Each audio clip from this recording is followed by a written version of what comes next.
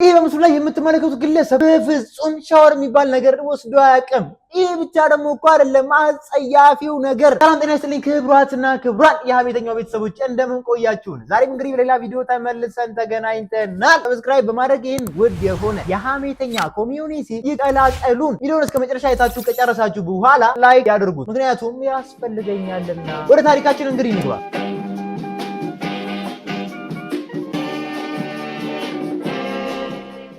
ሁሉም ነገር የሚጀምረው እንግዲህ በዚህ የ29 ዓመት ግለሰብ ነው። ስሙም ፑዙዙ ይባላል። ፑዙዙ በጣም ወጣ ያለ ባህሪ ያለበት ሰው ነው። ማለት እንደማንኛውም ወጣት እንደማንኛውም ግለሰብ አይደለም።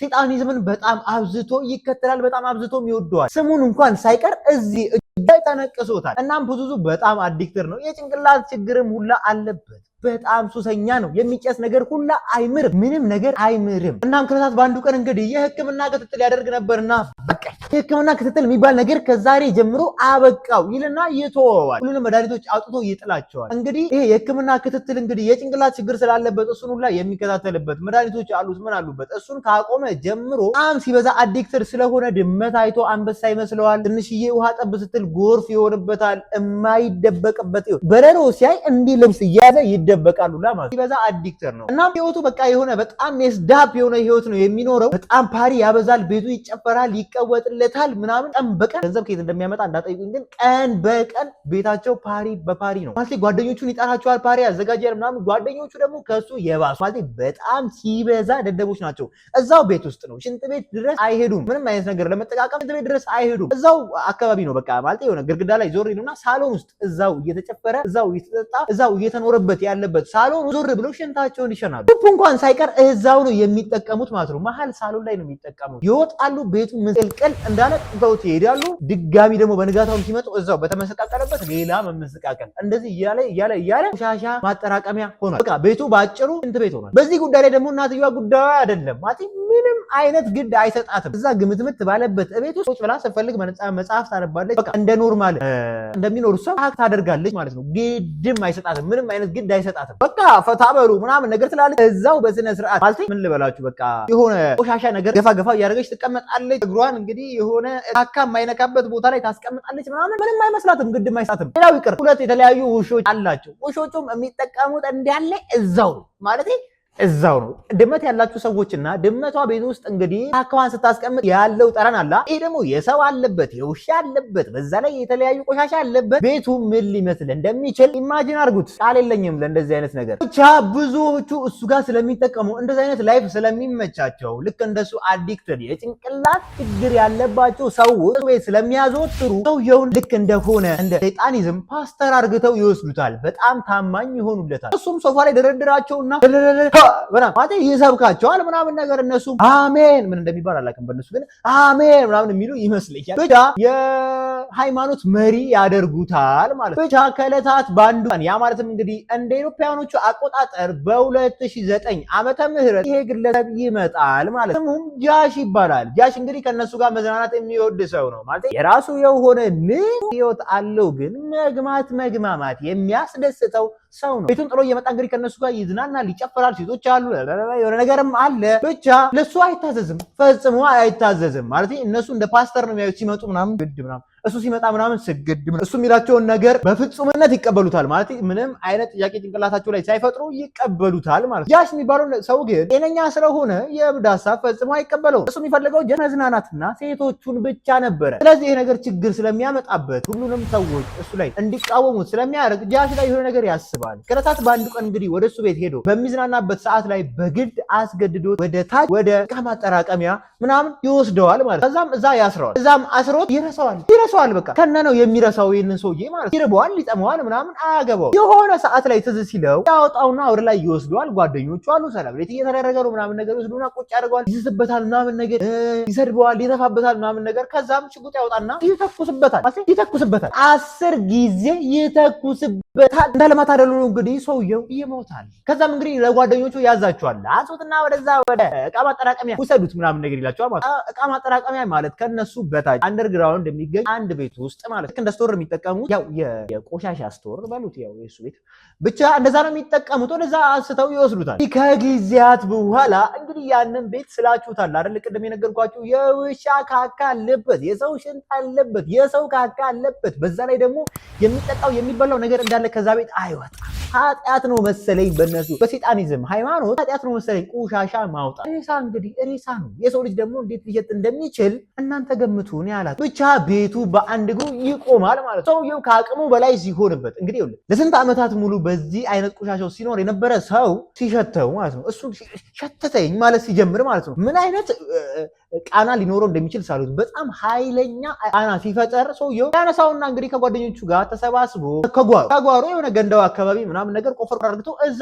ይቀብሩታል ማለት ነው። እሱ ሲገለውም ሆነ አሁን አንስቶ ከጀርባ ሲቀብረው ምናምን ጓደኞቹ ሁላ ነበሩ። በጣም ይደነግጣሉ፣ በጣም ይፈሩታል፣ ይታዘዙለታል፣ ያከብሩታል ምናምን። ግን የጓደኞቻቸው የእሱ ጓደኞች ሴቶች ምናምን እንግዲህ ራቅ እያለ ሲመጣ በጣም ይፈራሉ። ከእነዚህ ሁላ ጓደኞች መካከል አንደኛዋን በጣም ትፈራና ለፖሊሶች ትደውላለች። እናም እንግዲህ የሁላ ነገር ሲፈጠር እንግዲህ የእሱ ጓደኞችም አሉ። የእሱ ጓደኞች ያመጧቸው ሴቶች የሩቅ ሰዎች ምናምን አሉ። እናም የሁላ ነገር ሲፈጠር እሱ ሲገለው አውጥቶ ሲቀብረው ምናምን እናትየዋ ታውቃለች ማለት ችብሷን እየበላች ብላ ትሄዳለች። በቃ ምንም አያገባትም። ሴትዮዋ ምንም አይነት ነገር አያገባትም። ከሱ የባሰች እብድ ትመስለኛለች። ከዛም እንግዲህ ብዙ ሰው ስለነበረ ያ ወሬ ይወጣና ይናወዳል። በጣም ወሬ ሲናወድ ምን ይፈጠራል? ከጓደኞቻቸው ጓደኞች መካከል አንዷ ሴት ለፖሊስ ትደውልና ብዙ ሰው ገለው እዛ ከጀርባ ዱሯል፣ እባካችሁ ድረሱ ምናምን ነገር ትላለች ለፖሊሶች ማለት። ፖሊሶችም እንግዲህ ይመጣሉ፣ ቤቱን ይፈትሹታል ምናምን ነገር። ብዙ እንግዲህ ገለ ቀብራል ተብላል ምናምን ነገር እና ቤቱን መፈተሽ አለብን ግዴታ መብታችሁ ይላቸዋል ማለት ነው። ከዛም ይገባሉ ፖሊሶቹ ምናምን ይፈትሻሉ ምናምን ምንም አይነት ነገር አላገኙም ማለት ነው። ተመልሰው ይሄዳሉ። ግን ይሄን ሰውዬ እንደ ተጠርጣሪ ይይዙታል ማለት ነው። እናም ክትትል ያደርጉበታል። የሁላ ነገር ከተፈጠረ ከ2 ወራት በኋላ ይሄ ጀለስ ወደዛ ቤት ብቅ ይላል ማለት ነው። ማለት ሁሌም አለ ከሱ ጋር የሚያጨስ ከሱ ጋር የሚጦት ከሱ ጋር የሚጨፍር የሚጠጣ አይነት ሰው ነው። እንግዲህ እዛ ፓሪ ላይ ይገኛል። እንደተለመደው ሁሌ እንግዲህ ፓሪ አለ ብዬ ነግሬያችሁ ነበራ። እዛ ፓሪ ላይ ይገኛል። በሚዝናና ሰዓት ላይ በጣም ሊያስቅ ይችላል። ይሄ ጥንባታም የሆነ ፑዙዙ ፍቅረኛ አለው። አላቅም እኔ የሴት ልጅ አስተሳሰብ የሴት ልጅ መስፈርት ሊገባኝ አይችልም። ግን ይሄ ጥንባታም የሆነ ሰውዬ ፍቅረኛ አለው። ስንቶቻችንን ፍቅረኛ የሌለን ጽድት ቁልት አድርገቶን እየወጣን ብቻ የሰውዬ ፍቅረኛ አለው። ፍቅረኛውም እዛ ፓሪ ላይ ነበረችና ከዚህ ከቶሚ ጋር እንግዲህ አንድ ሁለት ይባባላሉ። ሽጉጥ አውጥታ ትተኩስበታለች። ከዛም በኋላ እንግዲህ ይህንን በምታደርግ ሰዓት እናትየዋ ትመጣለች። እንግዲህ እንደለመደችው እሷን እየበላች ብላ ትሄዳለች ማለት ነው። ምንም ጉዳዩ አይደለም። እቺ ሴትዮ ምንም አይነት ጉዳዩ አይደለም ፈጽሞ። ሴትዮ ነቃ በይ እንጂ። ብቻ እንግዲህ የፑዙዙ ፍቅረኛም እንግዲህ ሬሳውን ስታይ ብቻዋን ምንም ልታደርገው አትችልም። ስለዚህ ከጓደኞቿ መካከል አንዷን ትጠራትና እንቅበረው ትላታለች ማለት ነው። እሷም እሺ ትልና እንግዲህ ከጓሮ ከዚህ በፊት እንግዲህ ጃሽን ቀብረውበት የነበረው ቦታ ላይ ቶሚንም ይቀብሩታል ማለት ነው። ይሄ ሁላ ነገር ከተፈጠረ 2 ዓመታት ይቆጠርና 2004 ዓመተ ምህረት ላይ እንደርሳለን። በዚህ ጊዜ እንግዲህ ፑዙዙ 35 ዓመት ትልቅ የሰውዬ ሆኗል ማለት ነው። ማለት እስካሁን እንደዚህ አይነት የኑሮ ሁኔታ እየተከተለ ከሚስቱ ጋር ያው ሚስቱ ሆናለች። እስካሁን ድረስ አንድ ላይ ናቸው። ከፍቅረኛው ጋር እንግዲህ ያንን ግም የሆነ ህይወት እየኖሩት ነው። ከእናትየዋ ጋር እንግዲህ በ35 ዓመቱ ከቤቱ አልወጣም።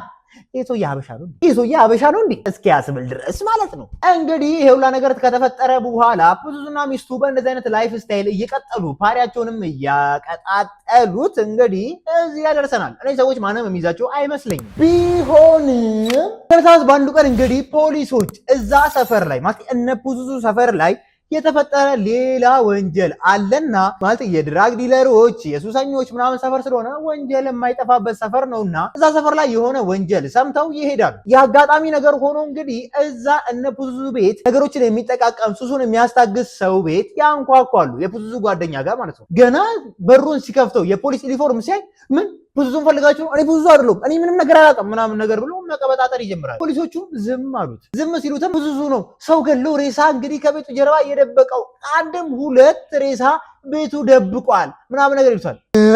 ንገረን እስኪ። እናም ሰውየው ቅብጥርጥር ያደርግላቸዋል። ማለት ሱሰኛ ነው ለምን መጣችሁ ምናምን አላላቸውም። ወዲያውን ነው የፈራው። በረሮ አይቶ የሚደበቁ ሰፈር እንግዲህ የሄዱት እነዚህ ፖሊሶች ማለት ነው። እናም እንግዲህ ይቀበጣጥርላቸዋል፣ ይነግራቸዋል ምናምን እንዳለ እና ፖዙዙ ነው እንደዚህ ማለት ሙሉ መረጃውን አሳልፎ ይሰጣቸዋል ማለት ነው። ፖዙዙ ጋር ይሄዳሉ። ድጋሚ ቤቱን ሰርች ቢያደርጉ ምንም ነገር አላገኙም። ስለዚህ ክትትላቸውን ያደርጉበታል። የዛኑ ሰሞን ያጋጣሚ ነገር ሆኖ የዛኑ ሰሞን ፖሊስ ጋር ተደውሎ ፖዙዙ ሬሳ ቀብሯል ተብሎ ተደውሎላቸው ነበር ማለት ከመጀመሪያዋ ልጅ በኋላ ይሄ እንግዲህ ከአመታት በኋላ እንደ ኢትዮጵያኖች አቆጣጠር 2014 ዓመተ ምህረት ላይ ነው ማለት ነው። እንግዲህ ፖሊሶችም ይሄ ሁላ ነገር ሲደራረበባቸው የፈለገ ነገር ይምጣ ብለው ሪስኩን ወስደውም ቢሆን እቤቱን ሄደው ትርምስምስ አርግተው ፈትሸው የተባለበትንም ቦታ ሄደው ሲቆፍሩት ሁለቱንም ሬሳ ያገኙታል። የጃሽንም የቶሚንም ሬሳ ያገኙታል እና ፖዙዙንም ይይዙታል ማለት ነው። የፖዙዙን ፍቅረኛ